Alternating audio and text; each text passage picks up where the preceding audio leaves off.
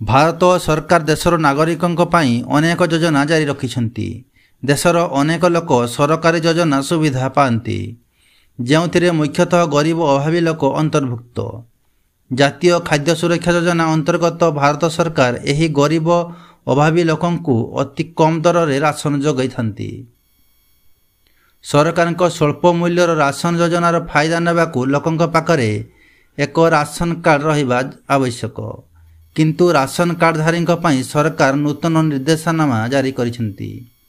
1 ନଭେମ୍ବରରୁ ଏହାକୁ ପୂରଣ କରୁନଥିବା ହିତାଧିକାରୀଙ୍କର ରାସନ ବନ୍ଦ ହେବ।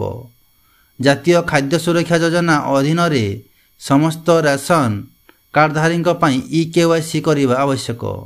ଖାଦ୍ୟ ଅବଜନ କଲ୍ୟାଣ ମନ୍ତ୍ରଣାଳୟ ଦ୍ୱାରା ଏହା ସମ୍ପର୍କରେ ପୂର୍ବରୁ ଏକ ସୂଚନା ପ୍ରକାଶ ପାଇଥିଲା। କିନ୍ତୁ ଏହା ସତ୍ତ୍ୱେ ଅନେକ ରାସନ କାର୍ଡ଼ଧାରୀ ଏହା ବର୍ତ୍ତମାନ ସୁଦ୍ଧା କରିନାହାନ୍ତି।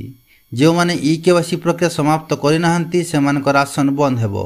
ବିଭାଗ ଦେଇଥିବା ସୂଚନା ଅନୁଯାୟୀ EKYC ପାଇଁ ଶେଷ ତାରିଖ 31 ଅକ୍ଟୋବର ଭାବେ ସ୍ଥିର କରାଯାଇଛି। ଯଦି ଜଣେ ରାସନ କାର୍ଡ଼ଧାରୀ 31 ଅକ୍ଟୋବର ସୁଦ୍ଧା EKYC ପ୍ରକ୍ରିୟା ସମ୍ପୂର୍ଣ୍ଣ ନ କରନ୍ତି ତେବେ ସେ ଆସନ୍ତା ନଭେମ୍ବର ମାସଠାରୁ ରାସନ ପାଇବେ ନାହିଁ। ଏହିପରି ରାସନ କାର୍ଡ଼ଧାରୀଙ୍କ ନାମ ମଧ୍ୟ ରାସନ କାର୍ଡ଼ରୁ ହଟିଯିବ। EKYC ବିନା ରାସନ କାର୍ଡ଼ ରଦ୍ଦ ହେବ।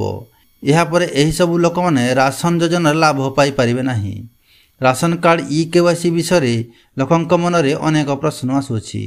ସର୍ବଶେଷରେ ସରକାର କାହିଁକି EKYC କାର୍ଯ୍ୟ କରୁଛନ୍ତି? ବାସ୍ତବରେ ଏହିପରି ଅନେକ ଲୋକଙ୍କ ନାମ ରାସନ କାର୍ଡ଼ରେ ପଞ୍ଜୀକୃତ ହୋଇଛି ଯେଉଁମାନେ ରାସନ କାର୍ଡ଼ ଦ୍ୱାରା ମାଗଣା ରାସନ ପାଇବା ଯୋଜନା ପାଇଁ ଯୋଗ୍ୟ ନୁହନ୍ତି।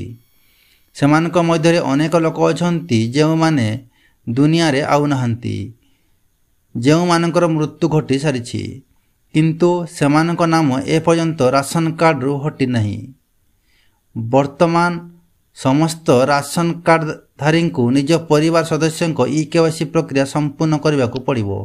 ଏଥିପାଇଁ ସେ ତାଙ୍କର ନିକଟତମ ଖାଦ୍ୟ ଯୋଗାଣ ବିଭାଗ କାର୍ଯ୍ୟାଳୟକୁ ଯାଇପାରିବେ। ଯଦି କୌଣସି ସଦସ୍ୟ EKYC କାର୍ଯ୍ୟ ନ କରନ୍ତି ତାଙ୍କର ନାମ ରାସନ କାର୍ଡ଼ରୁ ହଟିଯିବ।